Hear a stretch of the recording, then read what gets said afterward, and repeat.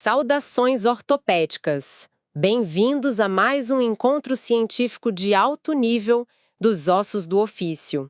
Um estudo passivo para estimular você a navegar no livro-texto já sabendo quais são os pontos fundamentais onde se deve fixar sua âncora. Curta, comente, compartilhe com seus colegas e combinem estudar juntos, tipo um clube de discussão Ossos do Ofício. Estudo em grupo ajuda a fixar mais o tema, quem ensina mais aprende melhor.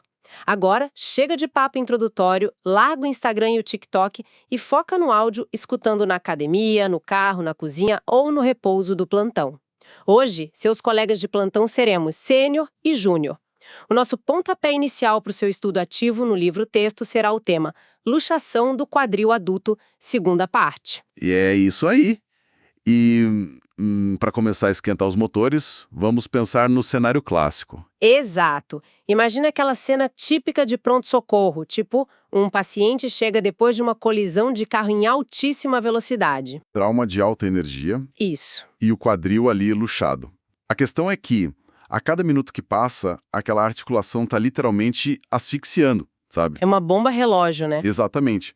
A nossa missão nesse aprofundamento hoje é justamente destrinchar o porquê dessa janela de 12 horas. Por que ela dita se a pessoa vai voltar a andar normalmente ou se, vai precisar de uma artroplastia total do quadril antes dos 30 anos. Nossa, sim. E é um nível de detalhe que a gente tem que levar para a prática clínica. E, claro, para a prova do título de especialista em ortopedia e traumatologia. Sem dúvida. Vamos falar das indicações cirúrgicas absolutas, das armadilhas anatômicas. Aquelas que ninguém gosta de cair, né? Nenhuma. E, claro, das soluções de continuidade da cabeça femoral, tipo aquelas classificações de Pipkin que sempre caem na prova. Com certeza. Olha, na cirurgia ortopédica, especialmente nessas de alta energia, o que separa o sucesso funcional de um desastre iatrogênico é basicamente o nosso respeito milimétrico pela anatomia, entende? Total. E esse relógio biológico das 12 horas que eu comentei, eu gosto de visualizar o quadril luxado como um tecido em estrangulamento mesmo. É uma boa imagem. Mas me tira uma dúvida, por que exatamente 12 horas é esse divisor de águas tão inflexível? O que está acontecendo fisicamente com os vasos sanguíneos ali dentro enquanto a gente prepara o material? Então, é uma corrida direta contra a isquemia profunda. O suprimento sanguíneo da cabeça femoral ele depende primariamente da artéria circunflexa femoral medial. Aham. No momento do trauma, essa artéria sofre um estiramento absurdo. Mas, aí que tá, não é só sobre ruptura. Não rompe sempre? Nem sempre. Tem uma torção mecânica brutal, sabe? Um verdadeiro acotovelamento dos vasos cervicais ao redor do colo do fêmur. Ah, entendi. Fica tipo uma mangueira de jardim quando a gente pisa em cima, né? Dobrada. Exato. Perfeita analogia. E se a manobra de redução não for feita rápido para desdobrar essa mangueira, a isquemia que era temporária, ela vira um infarto ósseo irreversível. Caramba! E a literatura bate forte nisso, né? É implacável. Atrasos maiores que 12 horas na redução elevam o risco de necrose avascular em impressionantes 5,6 vezes. Nossa, 5,6 vezes. Sim, não é só um númerozinho para decorar para a prova do título de especialista em ortopedia e traumatologia. É algo que muda completamente a conduta ali na emergência. Faz todo sentido. Mas olha só, vamos colocar num cenário bem prático agora. Manda. O paciente tá lá anestesiado, a gente tenta a redução fechada, traciona com a técnica certinha, mas o quadril simplesmente não volta. A famosa luxação irredutível. Isso. Você puxa, sente bater em algo meio elástico e para. O que bloqueia essa redução de um jeito tão severo que transforma isso numa cirurgia aberta e imediata? Aí vai depender muito de pra onde a cabeça femoral foi parar, sabe? Como assim? Tipo, se for uma luxação anterior, as estruturas formam um muro anatômico ali na frente. O músculo reto femoral, a própria cápsula articular que rasgou e o tendão no músculo psoas. Tudo entrando no caminho. Exato. Agora, nas luxações posteriores, que, convenhamos, são bem mais comuns, o bloqueio geralmente é feito pelo tendão do músculo piriforme.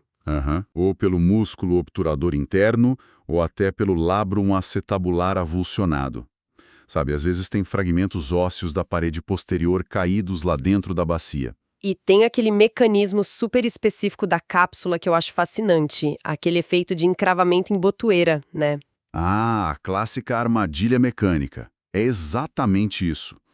Imagina a cabeça femoral rompendo a cápsula através de um rasgo pequeno. Sim, Quando a gente traciona a perna para tentar reduzir, as bordas desse rasgo se esticam e se apertam ferozmente no colo do fêmur. fica igual aquelas armadilhas de dedo chinesas. Quanto mais você puxa, mais apertado fica. É a melhor descrição possível.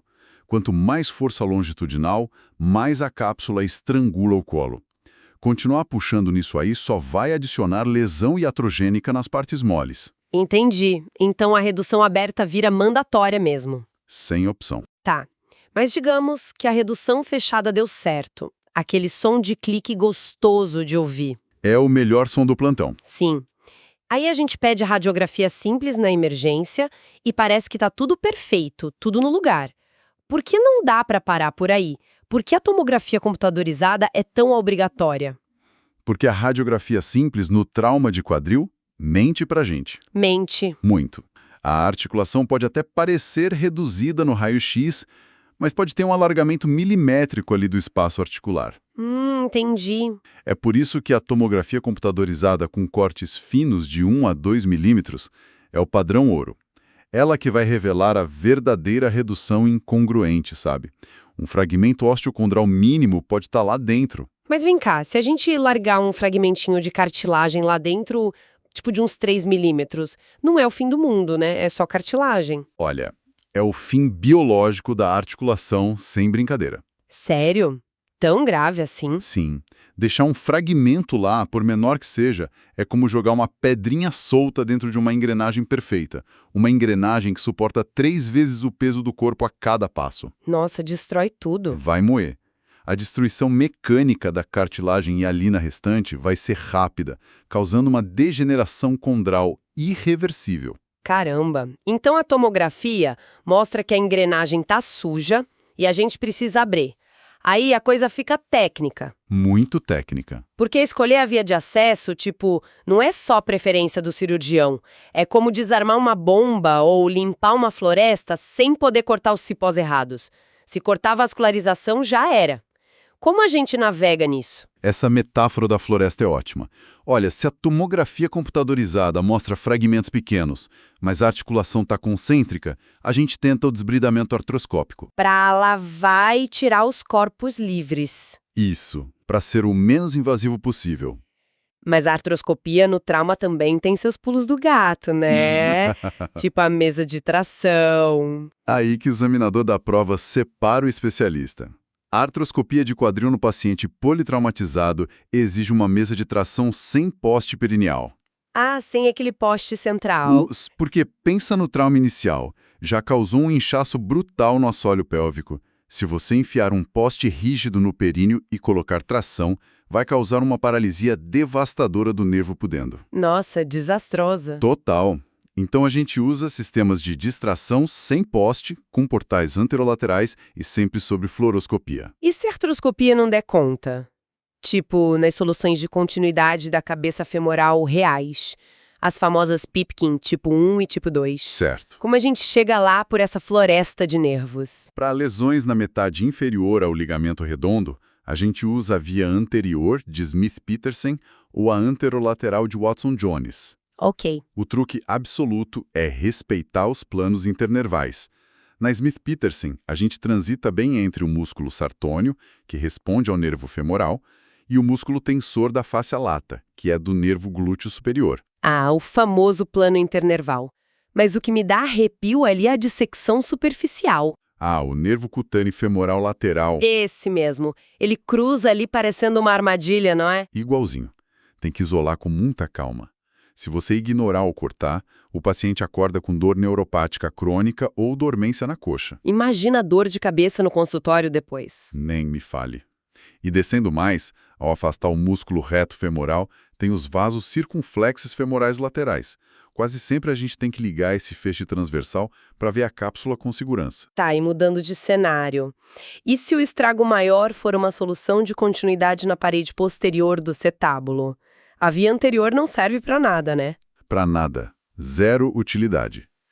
Aí o nosso cavalo de batalha é a via posterior de Kocher-Langenbeck. Que também tem seus perigos vasculares. Mais ainda, a gente divide a face à lata, afasta as fibras do glúteo máximo, o primeiro monstro a proteger é o nervo ciático. Sempre ele. Depois, liberamos os rotadores curtos, principalmente o tendão do músculo piriforme e o músculo obturador interno. Me explica uma coisa, por que liberar esses rotadores curtos é um passo tão tenso para a vascularização? Imagina a anatomia em 3 dimensões. Aham. A artéria circunflexa femoral medial passa literalmente abraçada ao colo do fêmur, debaixo da barriga desses rotadores curtos. Muito perto do osso. Colada. Ali perto da inserção do músculo obturador externo, se você descer o bisturi elétrico rente ao osso, você frita a artéria junto. Nossa. A regra de ouro é seccionar os tendões, deixando um coto insercional bem longo no trocânter. Um tecido de proteção, sabe? Para não chegar nem perto da artéria. Entendi, muito bom. Agora, e no pior cenário? Pipkin tipo 3 ou 4, cabeça quebrada, colo fraturado, acetábulo posterior em pedaços. As vias tradicionais não dão visão para tudo isso. Para essas catástrofes, a luxação cirúrgica do quadril, a via de Gans, mudou o jogo todo. A via de Gans é incrível, né? Genial! Ela permite que a gente literalmente puxe a cabeça femorão para fora, gire 360 graus para consertar tudo sem matar o osso de isquemia. Mas como tira a cabeça de lá e mantém a perfusão? Qual é a mágica? A osteotomia trocantérica. A gente corta uma lasca do trocânter maior em degrau, levando junto o glúteo médio e o vasto lateral. E os vasos não sofrem. Aí que entra a preservação do ligamento de Whitebrecht. Ah, onde ficam os vasos retinaculares? Isso. Eles sobem pelo colo por debaixo da sinóvia. Mantendo esse retalho íntegro na região póstero inferior, a gente faz a luxação anterior controlada e o sangue continua fluindo. Genial mesmo, mas aí vem o pepino mecânico, né? Que pepino! A gente abriu tudo, tá lá com os fragmentos delgados da cabeça femoral na mão, tem que fixar isso num lugar que aguenta uma carga mecânica absurda. É tipo tentar colar casca de ovo na base de um prédio. É a agonia da fixação articular. Como fixar sem que o material arranhe a cartilagem inteira? A regra número 1, que não tem exceção nenhuma, o sepultamento total do implante. Não pode sobrar nem 1 milímetro. Nada. Todo parafuso canulado, todo pino, tem que ficar submerso abaixo do osso subcondral. Se uma cabeça de parafuso proeminar, ela vira uma lixa, um ralador de queijo dentro da articulação. Então tem que escariar bem o buraco do osso. Sim, escariar fundo. Mas mesmo assim, no longo prazo, a cartilagem em cima desse furo sofre. Por isso, a gente tem usado cada vez mais os pinos biorreabsorvíveis de ácido poliláctico. Ah, porque o corpo absorve depois. Exato. Evita de precisar reoperar para tirar o parafuso e, de quebra, não faz aquele artefato horrível na ressonância magnética do acompanhamento. Faz sentido. Agora, e quando afunda, tem uma regra de corte para o tamanho do afundamento, não tem? Tem sim. É a física ditando a biologia. 2 centímetros quadrados... 2 centímetros quadrados na zona de carga? Isso. Se a impacção passar disso, o leito ósseo perde totalmente a sustentação. A cartilagem vai desabar. Então tem que calçar. Mandatório. Tem que elevar por trás e colocar enxerto ósseo estrutural. Autoenxerto do trocânter, da crista ilíaca ou aloenxerto. Sem isso, vai falhar rápido. Falando em falhar, isso liga um alerta enorme para as complicações. E é aqui que a prova de título de especialista em ortopedia e traumatologia aperta. As armadilhas pós-operatórias. Necrose vascular é o clássico, né? Mas a fisiopatologia não é só cortar o vaso, como a gente falou. É mais parecido com uma síndrome compartimental, certo? Exatamente. A taxa varia de tipo 1,7% até 40%. Caramba, uma janela enorme. E o que dita isso é o tempo. Porque o trauma sangra. Esse hematoma distende a cápsula articular que ainda está fechada. E a pressão sobe. Sobe tanto que primeiro colapsa a veia, depois bloqueia o fluxo arterial. É uma isquemia compartimental no quadril. Por isso tem que reduzir logo. Entendi. Mas olha, tem uma coisa que o pessoal confunde muito. No raio-x, a degeneração condral secundária, a artrite pós-traumática e acham que é necrose. Acontece muito. O osso da cabeça está vivo, sangrando, mas a cartilagem some. Como é a biologia dessa morte silenciosa? Então, não é um problema isquêmico, é um evento de apoptose celular da cartilagem, morte celular programada. Como assim? A energia absurda da batida do carro esmaga a matriz da cartilagem e os condrócitos. A célula não estoura na hora, mas o impacto danifica o DNA. Ah, e a célula comete suicídio biológico depois. Exatamente isso. Meses depois, a apoptose destrói a cartilagem toda, mesmo com a vascularização do osso perfeita. Por isso a degeneração condral é a complicação mais comum a longo prazo. Incrível como a física dita a biologia celular. E tem outra complicação que a biologia enlouquece, a ossificação heterotópica, principalmente nos acessos posteriores, na via de Kocher-Langenbeck. Como o corpo começa a criar osso no meio do músculo? A agressão profunda estimula as células-tronco no músculo a virarem osteoblastos. Formam um cimento ósseo ao redor da articulação. E para a prova de título, o que as diretrizes falam para profilaxia? Padrão ouro obrigatório. Indometacina 75 mg por dia por 3 semanas, ou, se o paciente tiver contraindicação gástrica, radioterapia profilática de dose única. 700 grays, né? Isso. Idealmente nas primeiras 48 horas para travar as células progenitoras. Perfeito. Agora, a complicação do processo jurídico. Nervo ciático. O déficit geralmente é na divisão fibular, causando o famoso pé caído. Por que a fibular sofre mais? É pura arquitetura. A divisão fibular do ciático corre mais na lateral, batendo direto nas proeminências ósseas da bacia. Mais exposta. E tem menos tecido conjuntivo em volta das fibras. Quando a cabeça femoral luxa para trás, ela esmaga logo essa via fibular. Mas vem cá, na prática, como eu provo se foi a batida do carro ou se fui eu tracionando que causei a paralisia? Exame físico inicial. Regra número 1 do plantão. Testa a sensibilidade e a dorsiflexão antes de encostar no quadril do paciente. Se não testar, a culpa é sua. Exato. Agora, se o ciático estava funcionando e, logo depois da sua redução fechada, o pé cai, alerta vermelho. O que aconteceu? Provavelmente o nervo foi fisgado e aprisionado para dentro da articulação. Aí, meu amigo, a exploração cirúrgica mandatória. Nada de esperar para ver. Nossa, sensacional. Toda a física e anatomia ali, acontecendo na hora. Bem, para fechar com chave de ouro, vamos fazer nosso clássico bate-volta dinâmico. Vamos lá. Os 20 pontos de alto rendimento para o pessoal gravar para a prova. Eu começo puxando o fator tempo. Beleza. Redução fechada tem que acontecer abaixo das 12 horas, idealmente antes das 6. Certo, passou de 12 horas, a chance de necrose avascular multiplica por mais de 5. Tentou reduzir fechado e o quadril não volta de jeito nenhum. Indicação absoluta para cirurgia. E isso geralmente é interposição de tecidos, tipo cápsula, labrum ou piriforme fazendo uma cunha. Reduziu, mas a radiografia mostra a incongruência. Tem que abrir para limpar, seja por artroscopia ou via aberta.